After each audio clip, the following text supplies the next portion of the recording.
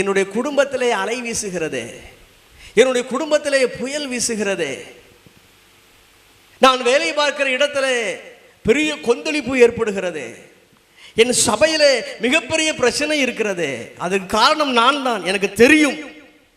தெரிந்தும் நாம் அமைதியாக இருந்தால், அதுதான் இவனுக்கு தெரிகிறது, இவ்வளவு பேர் கஷ்டத்திற்கும் நான் தான் காரணம்.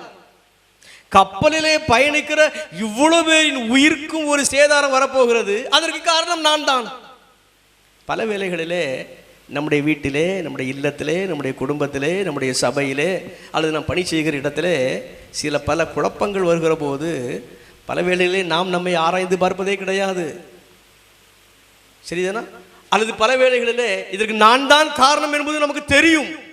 அப்படி என்றால் நான் என்னை திருத்தி கொண்டால் என் குடும்பத்தில் அலை நீங்கிரும், புயல் நீங்கிரும், என் சபையில் அலை நீங்கிரும். அந்த எண்ணத்துக்கு நம் நகர்வதே கிடையாது.